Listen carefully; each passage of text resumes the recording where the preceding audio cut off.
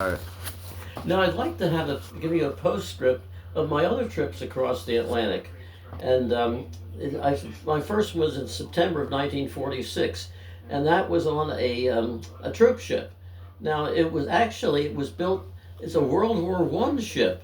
It was built by the Emergency Fleet Corporation during World War One.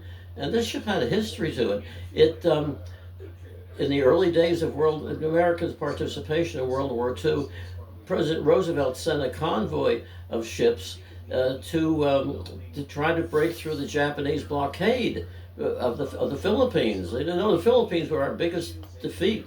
I mean, it's one of the few times that American troops are actually retreating. The Battle of Bataan and back to Bataan, that sort of thing. So that was what was the name of it now? I don't even remember now, but it was, I say, a World War One troop ship, and we went from the port of New York, I think it was actually Newark, to Bremerhaven in Germany. And as we passed through the North Sea, it's off the coast of Germany, I saw a whole bunch of masts sticking up through the water. They were masts of sunken ships from World War II. This is like 1 year after the end of the war. So we first went to Austria, which was then the occupation, the American occupation. See, a lot of people don't realize Austria was divided into four occupations: so British, French, Russian, and American. So we were there for about 18 months, and then my family and I moved. We're moved. Dad was in the Air Force. You move where you're told to move. We moved. Oh, I should say one thing also. Linz was Hitler's favorite hometown. Now, of course, when we were there, it was like Hitler. We were all anti-Nazi, but he was born in Braun am Inn, which was just a small suburb of Linz. But his history Hitler always liked Linz because it was an Aryan city. There were a lot of pure Germanic Aryan types, and so interesting. I should show you this. My dad picked up souvenirs. They got a ashtray, which had a picture of the Linz city plots, Leeds plots.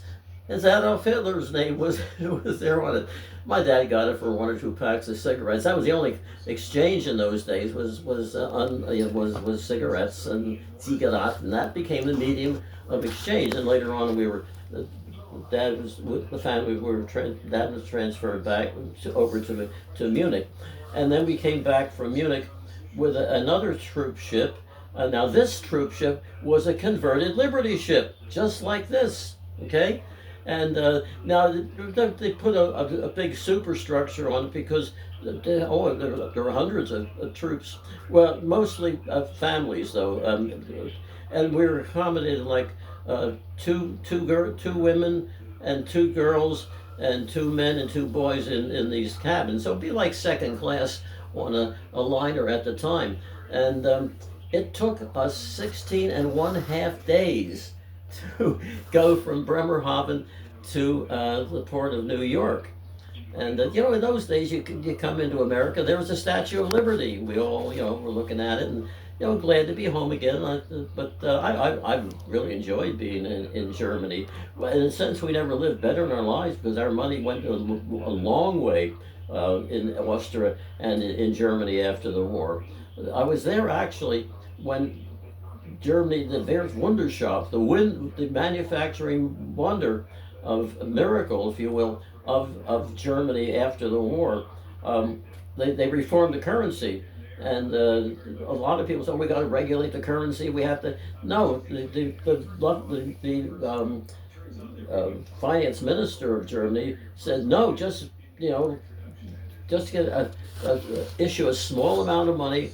And so the heavy mark. And I noticed the day that happened, or maybe the day after, but no more than the day after, I saw pots and pans in the stores. You know, well, big deal, pots and pans. You didn't see it in those days because I think they were hiding it until the money got better. And it did overnight. So that began the kickstart of the German economy. And by the way, I saw my first Volkswagen Beetle in Germany then. I thought it was like it made a racket like a vacuum cleaner, and but there it was, the first Volkswagen. So we came back from, let's say, Germany in the William Darby, the William Darby, that was, I say, the Victory freighter. And then my dad was stationed in England in 1949 with the Berlin Airlift was first beginning. His dad was in the Air Force. And there I saw my first jet plane, a P-80, and a bunch of kids there, American kids. We followed the thing through the streets of Munich, following this marvelous jet fighter plane. So then 18 months in Germany, and then we came back on, I say came back on the Victory ship. Then we went to England, again going from by troop ship from New York again to this time to Southampton, and we were stationed. My dad was stationed at Burtonwood Air Force Base in the north of England, and it was the north of England. It was cold, it's always cold and damp. And this was the north of England. People complain, "Oh, London is so cold," and everything. No, just go up to the north of England, around Liverpool and Manchester. So say we came back from then in another troop ship. Now, this was the first time it was a real troop ship, and I want to point out that people think, well, a troop ship, boy, they were really rough, weren't they? Not for the dependents. They were dependents. And we had, say, the double type of cabin: two girls, two women, two boys, two men. So the second class maybe. The food was first class. I had things like, I'd never had consomme in my life before. We had consomme, waiter service in the dining hall, and it wasn't called the mess hall, it was the dining hall. Now, it's interesting though, this is where the dependents, the civilians, well, I just happened to, exploring the ship. It was a fairly big ship. I just walked through this one door, opened this one door, and came down into the bowels of the ship. And there were bunks, 3 or 4 racks high, with GIs on them. So that's how the troops sailed on the troop ship, and we dependents had it pretty good. Then well, I was teaching in first to Canada, then the United States, and then I came back to England again. Say first I came back with my parents. Then the next time I came back was of course to England itself, to Southampton, and lived in North England, and then came back again for my final trip by sea. I think at that time probably all troops and dependents traveled by sea. When the last troop went, I don't know, but and it's interesting now that it's the liners that have gone, and it's the freighters that are still going. There are two of these Victory ship, Liberty ship freighters left. One on the west coast and one on the east coast, and they're like open to tourists and so on.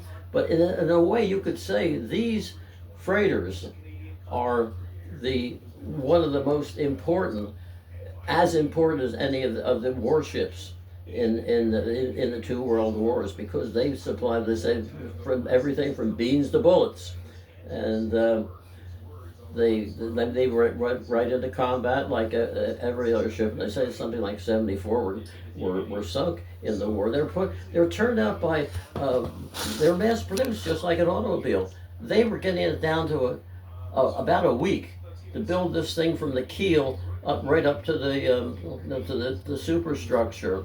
It's one of the great miracles of the war. In fact, the British, when we got into the war, would say, "You guys can't, fight a war on the scale that you fight in the Pacific. It's too big. It can't be done." It was done, and they say with very efficiently. And you could argue that these ships are as fully as important as a battleship or an aircraft carrier, because without them they wouldn't get all the things that they needed. And it was so efficient that they carried ice cream, here in the Pacific. And I remember reading about how when the Yorktown was sunk in the Battle of the Coral Sea, they got out all the stores of ice cream and said, "Eat up, before the ship sinks." Because they can't. Americans can't be without our ice cream. So anyway, that's how important. A very, you can only call it an ugly duck, and you notice they're mostly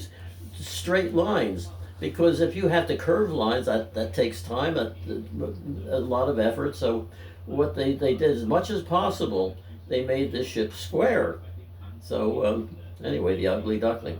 Okay, well, I just want to talk about a trip across the Atlantic by numerous trips, 6 trips across the Atlantic by ship, and the one by troop ship. And as I say, I enjoyed every minute of it. Well, thank you for listening, and I hope you'll listen to me again as you hear another episode of Stan the History Man. Bye bye.